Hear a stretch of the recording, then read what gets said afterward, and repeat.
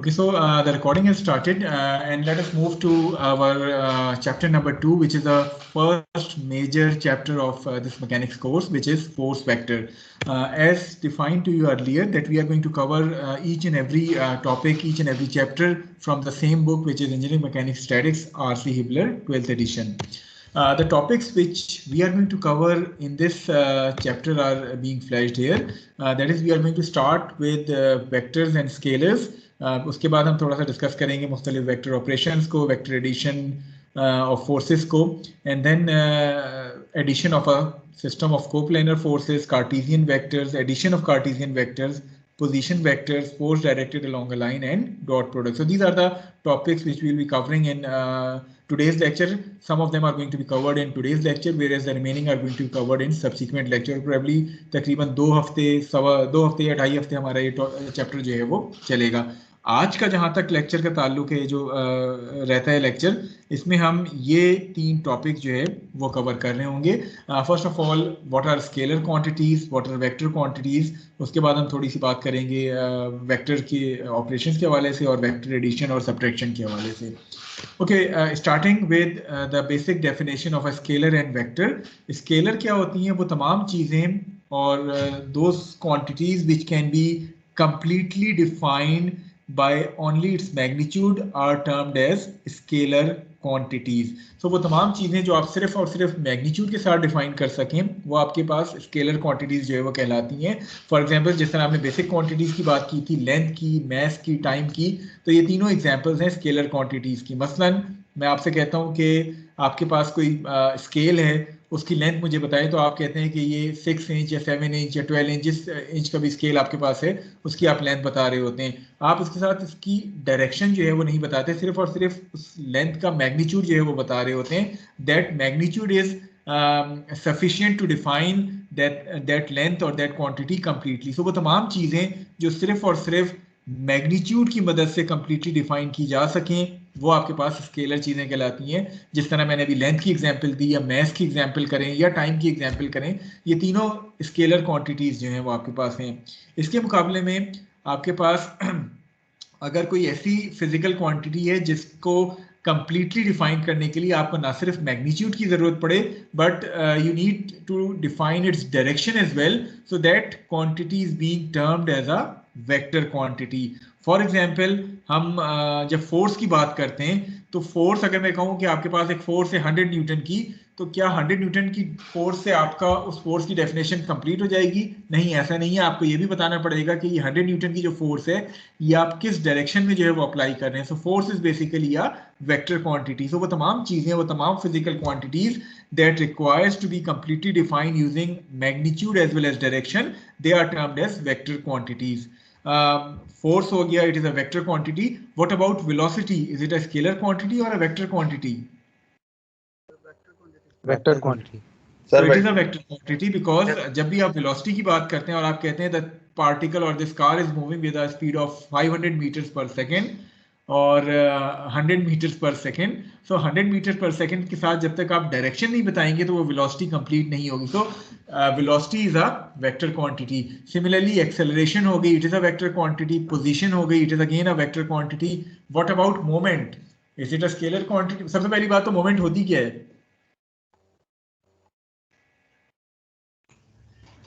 Torque. Turning torque हो गया, turning effect कह लें. So ये मोमेंट जो है, is it a scalar quantity और a vector quantity? Sir vector होती है, एंटी क्लॉकवाइज या क्लॉकवाइज. That's correct. सो आप जब कहते हैं कि ये बॉडी जो है वो इतने उसके साथ टर्न कर रही है, तो खाली उसके मैग्नीट्यूड बताने से आपकी वो मोमेंट कंप्लीट नहीं होगी जब तक कि आप ये ना बताएं कि ये बॉडी क्लॉकवाइज या काउंटर क्लॉकवाइज रोटेट कर रही है. 2D में या 3D में जो है वो उसके वेक्टर फॉर्म में आप लिखते हैं. सो बेसिकली आपकी वो तमाम चीजें जिसके लिए you need magnitude as well as direction, those terms are called vector quantities. Vector को जनरली वी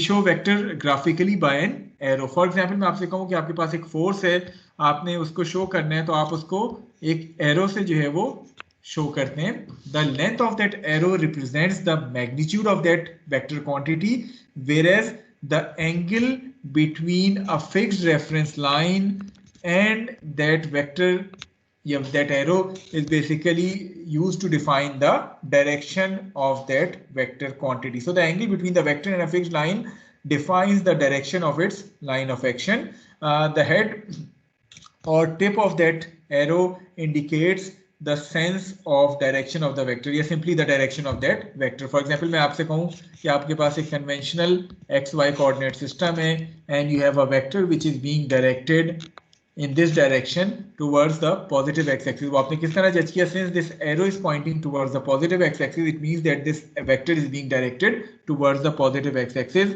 इसी तरह अगर आपके पास एक vector है और उसका arrow इस direction में है, so since the arrow is pointing towards the positive y-axis, so that's why this vector is being directed towards the positive y-axis. So जो arrow है उसका length जो है that represents the magnitude of that vector, whereas the arrowhead will represents the direction of that vector. Is it clear to all of you? Scalar और vector quantities के दरमियान difference? Yes, sir. Okay. Now coming to the vector operations, multiplication and division of a vector by a scalar quantity. So let us suppose that we have a vector which is being represented here as vector A, and we are going to multiply this vector by a scalar quantity, say 2. So once this vector is being multiplied by a scalar quantity 2, what does that represents or what does it means? Sir वो एक vector ऐसा बनाएंगे जिसकी magnitude उसके double होगी sir, direction same होगी, magnitude double होगी. So once a vector is being multiplied by a positive scalar quantity, then it means that its magnitude is going to be increased by that particular amount. So since here the amount is 2, therefore the magnitude of this vector is going to be doubled. वो उसका magnitude जो है वो double हो जाएगा. Similarly, अगर मैं आपसे कहूँ कि आपके पास एक vector A है and you are going to multiply it with a quantity say -1, what does that mean? Sir वो उसकी डायरेक्शन अपोजिट होगी, मैग्नीट्यूड सेम होगा. Sir opposite direction.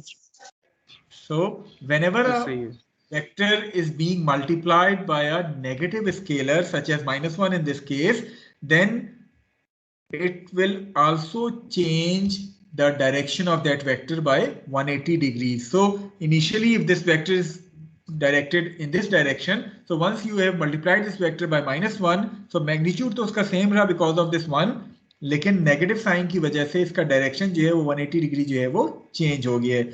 Similarly what would happen if I am going to multiply this vector a by an amount which is -0.5, what does that mean?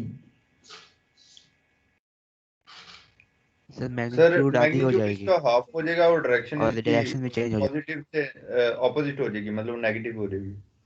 Okay, so this 0.5 indicates that its magnitude is going to be reduced to half, whereas this negative sign indicates कि इसका direction भी जो है वो reverse हो जाएगा. So initially अगर ये A था, so it would become -0.5A यानी उसका magnitude half हो गया और उसका direction जो है वो reverse हो गया या 180 degrees जो है वो change हो गया. So whenever you are going to multiply a scalar quantity by a vector, वो इस तरह से बिहेव करता है जिस तरह आपको यहाँ स्लाइड में मुख्तलिफ एग्जांपल्स के साथ शो किया गया है. इसके अलावा वेक्टर एडिशन आपने पढ़ा होगा मैट्रिक एफएससी में. Have you studied vector addition? Yes sir. Yes, sir. Okay, so what was the graphical method of adding various vectors? कौन सा मेथड आपने पढ़ा था? Head to tail. Head to tail rule. Sir head to tail. You studied head to tail rule of vector addition. Now जब हम vector additions की बात करते हैं तो there are two graphical methods which we will be discussing here. The first one is the parallelogram law of vector addition and the second one is the triangle law, या जिसको हम head to tail rule भी जो है वो कहते रहे. So these are the two graphical method. मैं graphical method की बात कर रहा हूँ. I'm not talking about the analytical methods जो कि हम बाद में Cartesian vector और unit vectors के बाद साथ करेंगे. I am talking about the graphical method of vector addition. चूंकि यहाँ आपको मुख्तलिफ फोर्सेस मुख्तलिफ प्रॉब्लम्स में दी होंगी और हो सकता है कहीं आपको उन फोर्सेस का ग्राफिकल तरीके से रिजल्टेंट फाइंड करना पड़े. So addition of vectors by graphical method comprises of two different solutions. The first one is using the parallelogram law. The second one is using the triangle law. एक एक करके हम दोनों चीजों को डिस्कस करते हैं, उसके बाद फिर आपके क्वेश्चन आंसर जो है वो लेंगे. ओके, पैरेललोग्राम लॉ क्या होता है कि all vector quantities obey the parallelogram law of vector addition. What is this parallelogram law?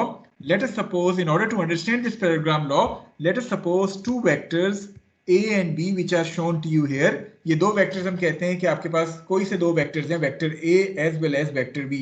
सबसे पहली बात तो ये कि जो भी vector quantities होती हैं, जब भी हम इनको represent करते हैं स्लाइड पे या पेपर पे, तो हम, आप बुक भी देखेंगे, इनको बोल्ड करके शो किया गया. इस बोल्ड होने का क्या मतलब है कि this quantity is being a vector quantity. ठीक है, जो भी क्वांटिटीज बोल्ड हुई हुई हैं, इट मींस कि दे आर वेक्टर्स.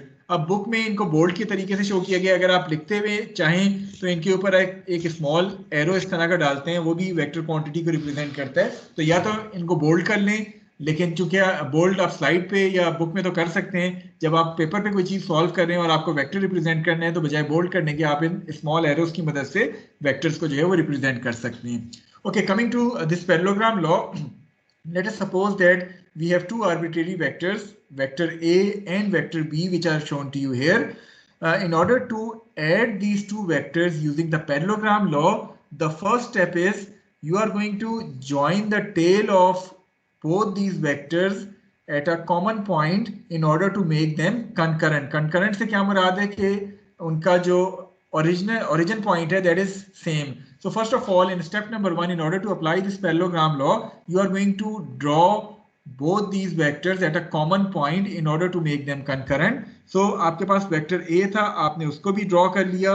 आपके पास वेक्टर B था, आपने उसको भी एक ही पॉइंट पे जो है वो ड्रॉ करके as per scale and direction आपने ड्रॉ कर लिया. स्केल से क्या मुराद है कि सपोज आपके पास वेक्टर A जो है इट वाज 500 न्यूटन फोर्स थी, आपके पास वेक्टर B जो है से 600 न्यूटन फोर्स थी.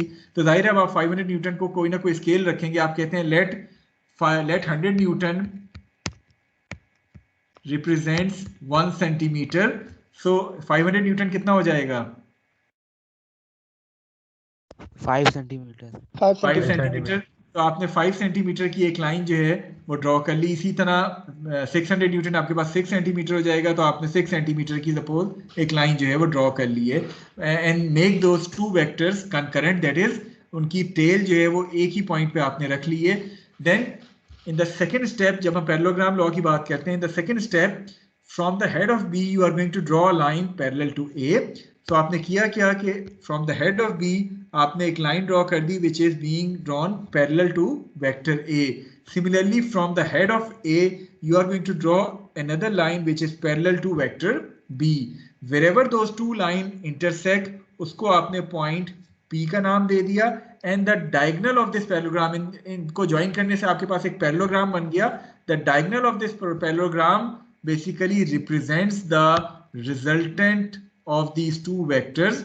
So ये आपके पास वो diagonal आया which represents the resultant of these two vectors R, which is equal to vector A plus vector B. So the diagonal of this parallelogram that extends to P forms R vector, which represents the resultant vector R vector equal to A vector plus B vector.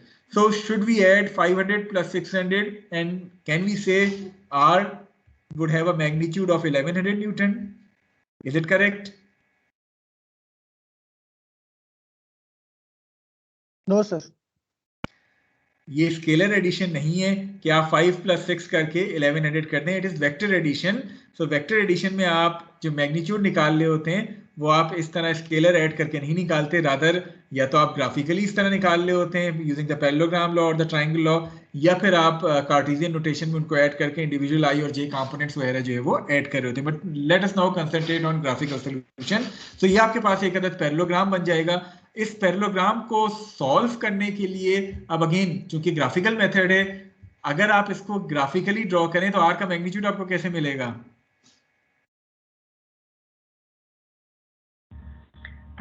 Right triangle solve कर ले. अगर मैं graphically की बात करूं sir graphically से length major कर लें सर, इसकी और फिर कन्वर्ट कर दें. That's correct. सो उसकी लेंथ हम मेजर करेंगे. सपोज लेंथ आई 5.3 सेंटीमीटर. आप उसको उस स्केल से कन्वर्ट करेंगे तो आपको जो है वो आर वेक्टर मिल जाएगा. But is it an accurate method? Graphical method क्या एक्यूरेट है? No sir. सर ये डिपेंड करता है कि अगर हमने उसको मेजरमेंट्स में कोई डिफरेंस नहीं रखा तो फिर सही होगा, वरना सर गलत हो जाएगा। इवन आपने अगर मेजरमेंट भी उसकी सही की है, आप कितने डेसिमल तक इस लेंथ को मेजर कर सकते हैं यूजिंग योर स्केल? सो कहीं ना कहीं कोई ना कोई एरर लाजमी आता है if you are using a graphical method, और वो लेंथ मेजर करके हो सकता है आप उस लेंथ को 5.3 कह रहे हो, आपके एक और कोलीग उसको 5.35 कह दे, कोई उसको 5.28 कह दे, तो वो अगेन डिपेंड कर रहा होता है कि आप उस लेंथ को क्या रीड कर रहे हो अपने स्केल से। तो ग्राफिकल मेथड में हमेशा कोई ना कोई एरर आने का जो है वो चांस होता है। दैट्स वाई हम ग्राफिकल मेथड से ज्यादा ग्राफिकल मेथड बना के इसको सॉल्व एनालिटिकली कर रहे होते हैं using either the sine law, cosine law, trigonometric identities, कि हम ये जो ट्राइंगल बन रहा है या ये जो ट्राइंगल बन रहा है इसको हम किसी ना किसी ट्रिग्नोमेट्रिक मेथड से सॉल्व कर लें। सो ड्रॉ हम ग्राफिकली कर रहे हैं, लेकिन सॉल्व हम एनालिटिकली ट्रिग्नोमेट्रिक आइडेंटिटीज और रूल्स की मदद से सॉल्व करेंगे ताकि हमारा जो आंसर आए वो एक्यूरेट आए। इन एक्चुअल प्रॉब्लम जब हम इसके न्यूमेरिकल्स पे जाएंगे इस टॉपिक के एंड पे, तो हम जो है वो इस ट्राइंगल को using sine law, cosine law और डिफरेंट ट्रिग्नोमेट्रिक आइडेंटिटीज जो है वो सॉल्व कर रहे होंगे rather than drawing it on a graphical scale. Is this parallelogram law clear to all of you? Yes, sir. Okay, so this is first graphical method of solving or adding various vectors. Okay, the second अगर इसमें हमारे पास 3 vectors हों, चलिए 3 की बात अभी हम बाद में करते हैं। So far we are restricting it to 2 vectors only, ठीक है? इससे अगली जो कुछ स्लाइड है उसमें 3 वेक्टर्स की बात होगी, but for the time being हम 2 वेक्टर्स और सिंप्लीफाइड फॉर्म में इस पैरेललोग्राम लॉ को समझते हैं। 2 से ज्यादा वेक्टर्स हम अगली कुछ स्लाइडों में देख रहे होंगे, ठीक है?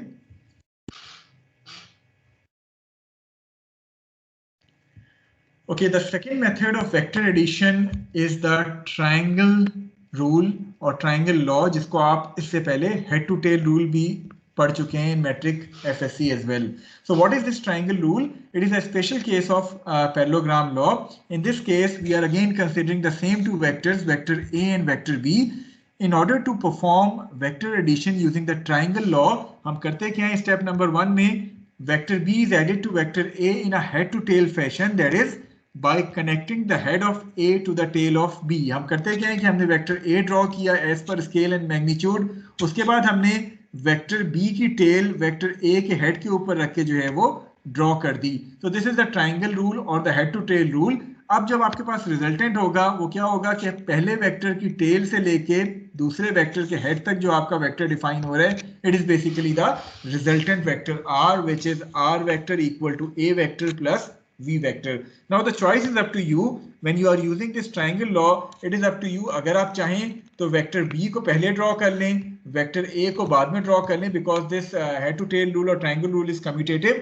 That is, R should be equal to A vector plus B vector, or you can write it as B vector plus A vector. दोनों तरीकों से you are going to get the same resultant, which is this resultant vector R. So this is the head to tail rule, जिसमें आप एक vector जो पहला vector है उसके हेड से दूसरा वेक्टर ड्रॉ कर देते हैं और आपका रिजल्टेंट जो होता है वो पहले की टेल को आखिरी के हेड से मिला लें। अब अगेन ये तो 2 वेक्टर्स कंसिडर किए हैं, अगर हमारे पास से 3 या 4 वेक्टर्स हैं तो आप करेंगे क्या, इसी तरह दूसरे की हेड से तीसरे की टेल को ज्वाइन कर दें और आपको फिर तीनों का रिजल्टेंट जो है वो मिल जाएगा। तो इस तरह आप head to tail rule apply करते चले जाएंगे और आपके पास जितने भी वेक्टर्स हैं उनको आप इस हेड टू टेल फैशन में ऐड करते चले जाएंगे एंड फाइनली पहले वेक्टर की टेल से आखिरी वेक्टर के हेड को ज्वाइन करके you can find out the resultant vector R. So ये ट्राइंगल रूल या head to tail rule clear है हर एक को, या किसी को कोई डाउट हो इस लॉ से?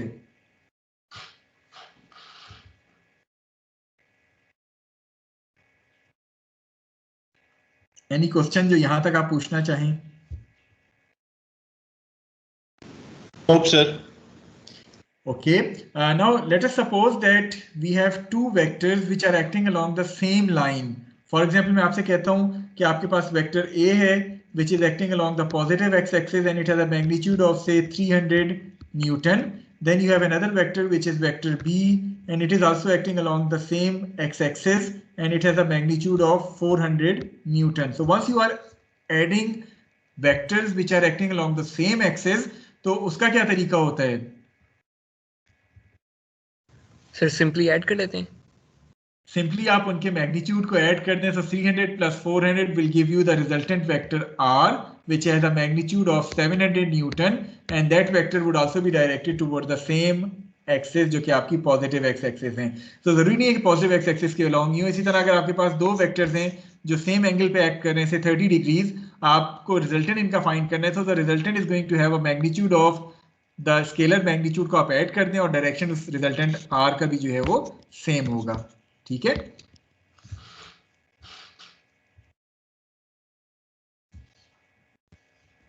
Yes, sir. okay, so these are the two basic laws of vector addition. One is the parallelogram law, the second one is the triangle law. The same applies for vector subtraction as well. For example, if you have a vector A and you want to subtract it and you want to subtract another vector which is vector B from vector A, so this resultant vector R would be equal to A vector plus minus B vector. What does this minus B vector indicate? कि जो original vector आपके पास B था, आप उसकी sense या direction जो है वो ऑपोजिट कर लेंगे और इस वेक्टर A में आप ऐड कर देंगे, either using the parallelogram law और यूजिंग द ट्रायंगल लॉ। दोनों तरीकों से आपको रिजल्टेंट जो है वो सेम मिल सकते हैं। Is it clear vector subtraction? Yes sir. Yes, sir. Okay, कोई क्वेश्चन जो आप वेक्टर एडिशन या वेक्टर सब्ट्रैक्शन के हवाले से करना चाहें इस पॉइंट पे? सर ये हमें डायरेक्शन क्या कैसे पता चलेगा कि ए की डायरेक्शन एक साइड पे होगी और बी की उससे दूसरी साइड पे होगी या इस तरह? देखें, जो ओरिजिनल क्वेश्चन जब हम एक्चुअल को न्यूमेरिकल सॉल्व कर रहे होंगे ना, तो आपको खाली ये वेक्टर नहीं शो होगा, इसका मैग्नीट्यूड भी गिवन होगा और सपोज इसकी डायरेक्शन भी 30 डिग्रीज पे जो है वो गिवन होगी। सो ये दो वेक्टर्स गिवन होंगे, आपने ए को बी यानी बी को सब्ट्रैक्ट करना है ए से, तो आप इसको पैरेललोग्राम लॉ के तहत ए को अपने ओरिजिनल डायरेक्शन में बना लेंगे।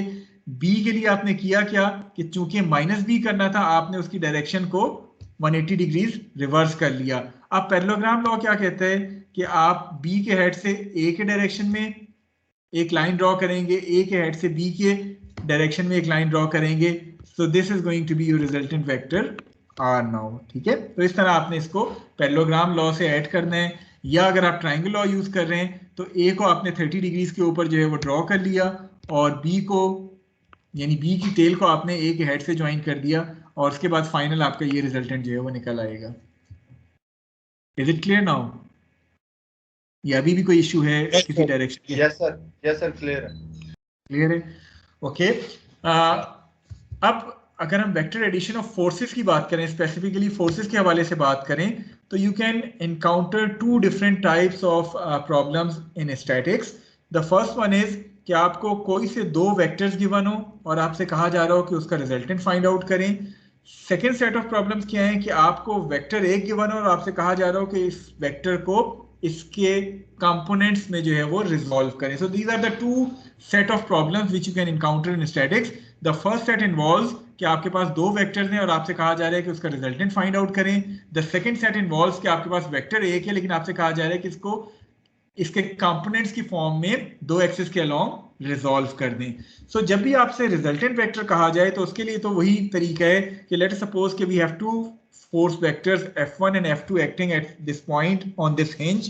आपसे कहा जा रहा है रिजल्टेंट फाइंड आउट करें, तो you can use either the parallelogram law or the triangle rule in order to add these two vectors. If you are using the parallelogram law, थोड़ा सा हम दोबारा रिपीट कर देते हैं। आपने f1 f2 को ड्रॉ किया, f1 की हेड से आपने f2 के पैरेलल एक लाइन ड्रॉ की, f2 के हेड से आपने f1 के पैरेलल एक लाइन ड्रॉ की और उसके बाद इस पैरेललोग्राम का जो डायगोनल है that basically represents the resultant force Fr. इसी तरह अगर आप ट्रायंगल लॉ यूज कर रहे हैं तो आपने F1 को ड्रॉ किया as per scale and magnitude, उसके बाद F1 के हेड से आपने F2 जो है वो ड्रॉ किया और the resultant is going to be obtained by joining the tail of F1 to the head of F2. आपको Fr की वैल्यू जो है वो मिल जाएगी। उसके बाद ग्राफिकली ये आपने ड्रॉ कर लिया, then you can use the law of sine or law of cosine in order to solve these triangles in order to get the accurate answer rather than drawing it and get a answer which carries error. तो आप कर क्या सकते हैं कि graphically इसको draw करके rough sketch draw करके एंगल्स निकाल के साइन या कोसाइन लॉ अप्लाई करके एक्यूरेट आंसर जो है वो निकाल सकते हैं। सो आई होप कि रिजल्टेंट कैसे निकालना है दो वेक्टर्स का ये हर एक को क्लियर है, दो फोर्स वेक्टर्स का।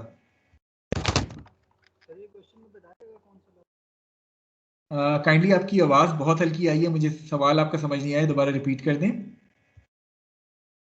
मैंने पूछा कि ये जो लॉ हमने यूज करने की क्वेश्चन में बताया होगा। अच्छा, साइन लॉ या कोसाइन लॉ आपने यूज करना है, कब यूज करना है? सबसे पहली बात तो ये कि what are these sine and cosine law? कुछ याद है मैट्रिक एफएससी का मैथ्स, या मैं रिपीट कर दूं इसको? यहाँ रिपीट कर दूं? Okay, so let us suppose that we have a triangle, say this triangle, is this triangle visible to all of you? जी कुछ कहना चाह रहे हैं? Sir a over sine alpha b over sign beta ऐसे ही करके था कुछ। That's correct. थोड़ा सा हम रिवाइज कर रहा हूँ, मैं आपको रिवाइज करवा देता हूँ ताकि हर एक को पता चल जाए। Let us suppose that we have a triangle which is being drawn as the blue triangle, जो कि मैंने टॉप पे ड्रॉ की है। Let small a, b and c represents the length of these sides of this triangle. a आपके पास ये वाली side आ जाती है, b और c की ये वाली साइड्स की लेंथ आ जाती हैं।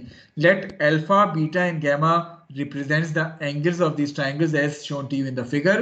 Then this sine law, जब हम sine law की बात करते हैं तो sine law represents कि आपके पास a over sine of alpha, b over sine of beta, c over sine of gamma should be equal. That is, ये वाली length divide by sine of opposite angle, ये वाली length divide by sine of opposite angle, ये वाली length divide by sine of opposite angle, इनका ratio जो है that is going to be the same. This is sine law. I hope कि याद आ गया होगा हर एक को what is this sine law. Yes sir. ठीक है, okay. Any idea regarding the cosine law?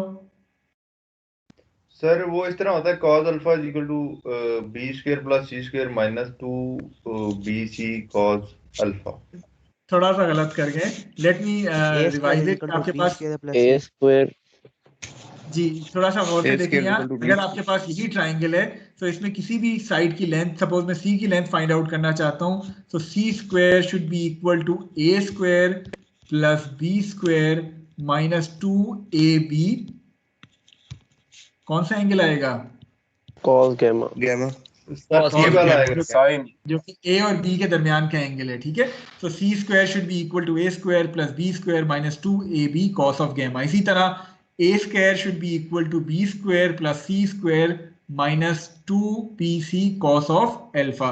इसी तरह b square should be equal to a square plus c square minus 2ac cos of beta. तो ये आपके पास कोसाइन लॉ आ जाता है. आई hope कि ये रिवाइज हो गया होगा हर एक का. Yes sir. सो आप कर क्या रहे होंगे कि आप ये ट्राइंगल्स ड्रॉ करके इनको बजाय ग्राफिकली इनकी मैग्नीट्यूड्स निकालने के आप ये साइन या कोसाइन लॉ अप्लाई करेंगे. कैसे अप्लाई करेंगे वो जब हम एक्चुअल प्रॉब्लम्स के ऊपर जाएंगे तब मैं आपको मुख्तलिफ प्रॉब्लम्स इन लॉ को अप्लाई करके बता दूंगा. जरूरी नहीं है कि आपको एक ही लॉ, आप ज्यादा कंफर्टेबल कोसाइन लॉ से आप वो अप्लाई कर सकते हैं, आप ज्यादा कंफर्टेबल साइन लॉ से आप साइन लॉ जो है वो अप्लाई कर सकते हैं. मोरओवर इट आल्सो डिपेंड्स कि आपको क्या डाटा गिवन है, क्या डाटा को देखते हुए आप जज करेंगे कि साइन लॉ या कोसाइन लॉ कौन सा बेस्ट जो है वो आपके लिए रहेगा. सो this is one set of problem जिसमें आपसे कहा जा रहा हो कि एक चीज के ऊपर फोर्सेस एक्ट कर रही हैं और आपने उन फोर्सेस का रिजल्टेंट फाइंड आउट करने हैं. Okay, the second set of problems जिसकी हम बात कर रहे थे कि how to resolve a force into its components, उसको समझने के लिए लेट अस सपोज कि आपके पास, अभी बाकी फिगर्स को आप छोड़ दें, ये जो फिगर मैं ड्रॉ कर रहा हूँ इस तरफ थोड़ा सा गौर से देखें. मैं आपसे कहता हूँ कि आपके पास एक conventional x y coordinate system है और आपके पास इस एक्स वाई कोऑर्डिनेट सिस्टम में एक वेक्टर है जो कि फोर्स वेक्टर है, वो एक्ट कर रहे हैं in this particular direction F. I hope कि ये फिगर हर एक को विजिबल है जो मैंने बनाई है. Yes sir. Yes sir. Yes sir. Okay, अब सपोज मैं आपसे कहता हूं कि इस फोर्स को रिजॉल्व कर दें into its components along the x and y axis. क्या तरीका होता है? सर x और y कोऑर्डिनेट्स पे प्रोजेक्शन बनाएंगे इसकी. ओके, वो प्रोजेक्शंस कैसे बनाएंगे? कर देंगे सर एंगल थीटा के साथ सर जो होगा वो हमेशा cos वाला कंपोनेंट होगा सर. एफ के हेड से एक्स एक्सिस पर वाई एक्सिस पे परपेंडिकुलर ड्रा कर देंगे. जस्ट अ मिनट, अभी आप में से किसी ने एंगल की बात की थी, वो तो ठीक है, वो एनालिटिकल सोल्यूशन है कि अगर मैं आपको इसका थीटा दे दूं तो cos थीटा और sin थीटा की मदद से आप रिजॉल्व कर सकते हैं. But I am talking about the graphical solution. If I am asking के इस f को इसके x और y कंपोनेंट्स में रिजॉल्व कर दें, तो जिस तरह एक जगह उसकी हम प्रोजेक्शंस ड्रॉ कर लेंगे.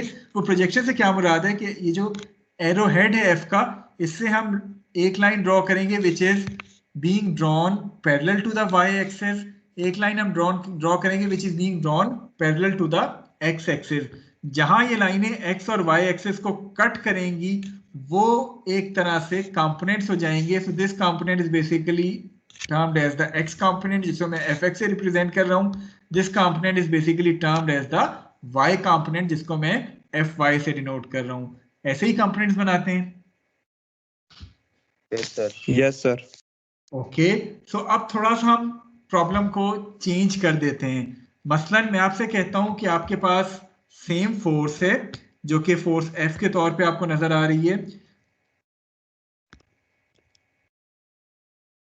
ठीक है, ये फोर्स मैंने सेम रखी है, लेकिन मैं करता क्या हूं कि मैं एक्सिस को थोड़ा सा चेंज कर देता हूं। मैं अब आपसे कहता हूं कि आपके पास जो एक्सिस हैं वो जो डिफाइन की जा रही है वो एक ये वाली एक्सिस है जिसको मैं U एक्सिस कह देता हूं, और एक मेरे पास ये वाली एक्सिस है जिसको मैंने V एक्सिस कह दिया। So you now need to resolve this force F along the two axes U and V which are shown to you here, and those two axes are not mutually perpendicular to each other.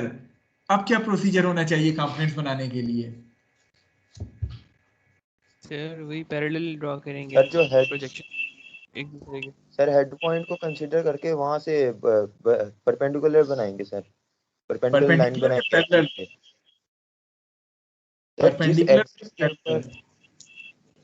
Parallel sir, parallel draw करेंगे। तो अभी भी तरीका exactly वही है। Just a minute, अभी भी तरीका एग्जैक्टली वही है कि F के हेड से आपने पैरेलल लाइंस ड्रॉ करनी है along this U and V axis. That is पहले आपने U एक्सिस के अलोंग एक पैरेलल लाइन ड्रॉ की जो कि आपके पास ये ग्रीन लाइन आ गई। इसी तरह सेकंड स्टेप में आपने हेड से V एक्सिस के अलोंग एक पैरेलल लाइन जो है वो ड्रॉ की। जहां ये लाइंस इंटरसेक्ट हो रही हैं V और U एक्सिस के, वो बेसिकली आपके कंपोनेंट्स हैं। This component is going to be the component FV, this component is going to be the component which is FU। Is this clear to all of you कि जब non perpendicular axis हो तो आप इस तरह components बनाते हैं?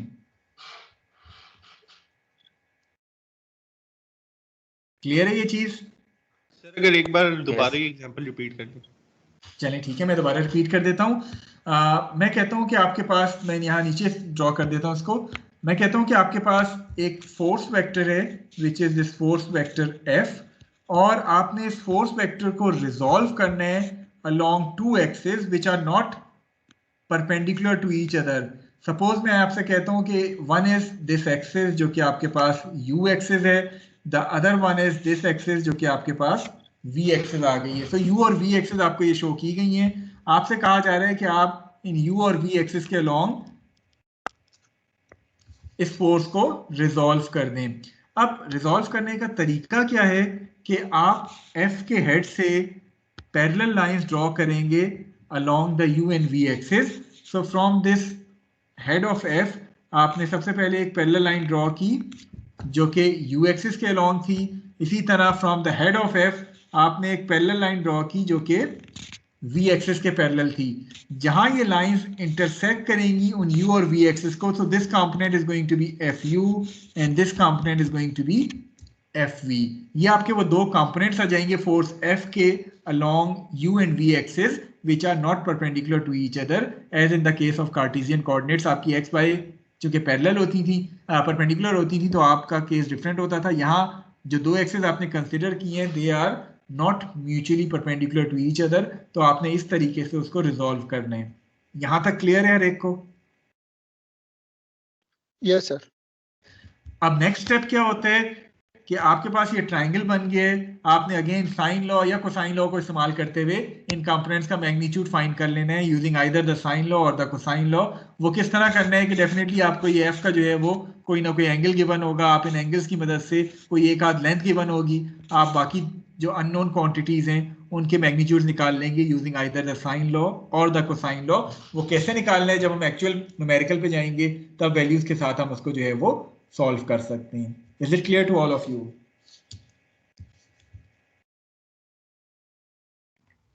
Yes sir. Okay, the final slide for today. आप में से बार बार लोग सवाल कर रहे थे कि what should happen with the parallelogram law if we have more than two vectors. थोड़ा सा स्लाइड को गौर से देख लें, मैं समझाने की कोशिश करता हूँ। Let us suppose that we have three vectors which are being represented here as f1, f2 and f3, and we need to find out the resultant vector fr using the parallelogram law. So चूंकि दो से ज्यादा vectors हैं, so for more than two vectors to be added, successive applications of parallelogram law can be carried out in order to obtain the resultant force. कि आप parallelogram law को किस तरह अप्लाई करते हैं, आप दो को कंसिडर करके सक्सेसिवली पैरेललोग्राम लॉ को अप्लाई कर रहे होते हैं। फॉर एग्जांपल जरा गौर से इस फिगर को देखें। फर्स्ट ऑफ ऑल मैं कंसिडर कर रहा हूं कि मेरे पास ये दो वेक्टर्स हैं, vector f1 and vector f2। इन दोनों को मैंने जब ऐड किया यूजिंग द पैरेललोग्राम लॉ, वो पैरेललोग्राम लॉ क्या कहते हैं, f2 के हेड से मैंने f1 के पैरेलल एक लाइन ड्रॉ की, f1 के हेड से मैंने f2 के पैरेलल एक लाइन ड्रॉ की। जहां ये दोनों लाइंस इंटरसेक्ट हुई, मुझे f1 और f2 का रिजल्टेंट मिल गया, जिसको मैं f डैश से सपोज रिप्रेजेंट कर रहा हूं। And this f dash is basically equal to f1 vector plus f2 vector. यहां तक हर एक को क्लियर है पैरेललोग्राम लॉ की application? Yes sir. Yes, sir. Okay. Yes, sir. Now we need to add the third vector as well. अब मैं क्या करूंगा कि इस f डैश और f3 के ऊपर पैरेललोग्राम लॉ दोबारा अप्लाई कर दूंगा। वो पैरेललोग्राम लॉ दोबारा कैसे अप्लाई करूंगा? From the head of f dash मैंने एक लाइन ड्रॉ की जो कि f3 के पैरेलल थी। From the head of f3 मैंने एक लाइन ड्रॉ की जो कि f डैश के पैरेलल थी।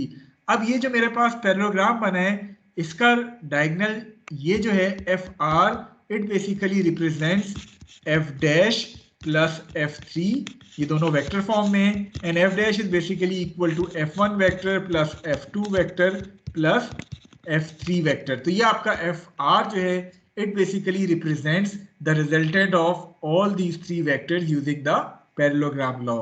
Is this law clear to all of you now? Yes sir. Okay. Yes, sir. Now my next question is, let us suppose that I have another vector which is say this vector f4, ठीक है? So I have this vector f4 now, जो कि मैंने इन्हीं तीनों vectors में add करना है। What should be the procedure now? fr को f4 में ऐड कर देंगे, उन दोनों को Sir, पैरेललोग्राम Yes, के sir. मेथड से। FR से ड्रॉ fr और f4 को ऐड करने के लिए मैं दोबारा पैरेललोग्राम लॉ लूं। वो पैरेललोग्राम लॉ क्या कहते हैं? f4 के हेड से मैं एक लाइन fr के पैरेलल जो है वो ड्रॉ करूं। So this green line is being drawn parallel to fr। इसी तरह fr के हेड से मैं एक लाइन f4 के पैरेलल जो है वो ड्रॉ करूं, जहां ये दोनों लाइंस इंटरसेक्ट करेंगी। Now this diagonal which is basically this vector, जिसको मैं से fr डैश कहता हूं, it is basically the resultant of all these four vectors. Clear है ये चीज? How you are going to successfully apply the parallelogram law जब आपके पास दो से ज्यादा वेक्टर्स होंगे? Yes sir. Yes, sir. Sir इसको इस Yes, तरह भी sir. कर सकते हैं ना, f3 और f4 को कंबाइन कर लें और f1 और f2 को कर लें, फिर इनको और फिर उन दोनों के रिजल्टेंट्स को कंबाइन कर दें। That is also a possibility. Okay, अब अगर मैं इसमें सपोज मैं इसमें पैरेललोग्राम लॉ के बजाय head to tail rule use कर रहा होता, तो फिर किस तरह एडिशन होनी थी? सर वो तो फिर हेड तो सर के साथ टेल सिंपली लगाते रहते हैं और फिर आखिरी रिजल्टेंट यस बनता सर। है।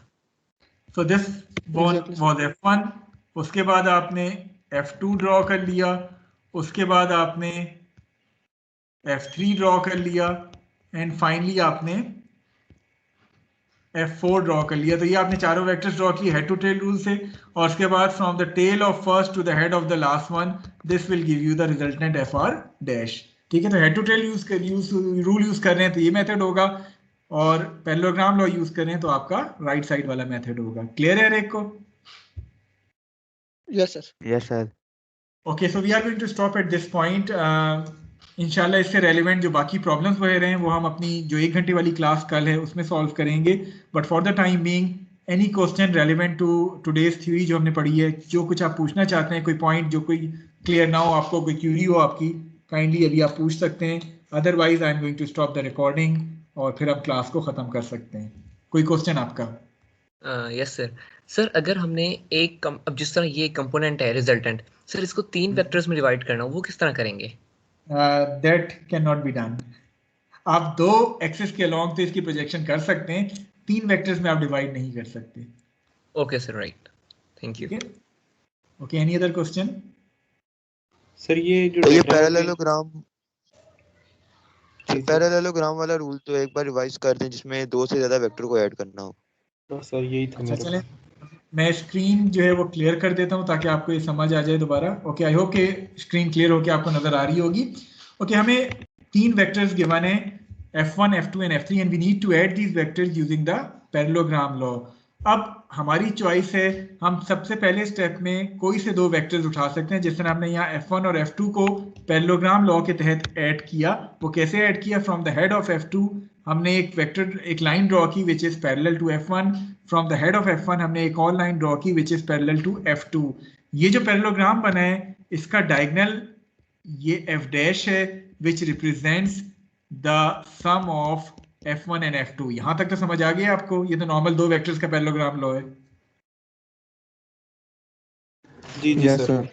ठीक है, अब हमने तीसरा वेक्टर भी इन्हीं दोनों वेक्टर्स में ऐड करना है यूजिंग द पैरेललोग्राम लॉ। उसके लिए हम करते क्या है कि हम f डैश और f3 को पैरेललोग्राम लॉ की फॉर्म में करेंगे।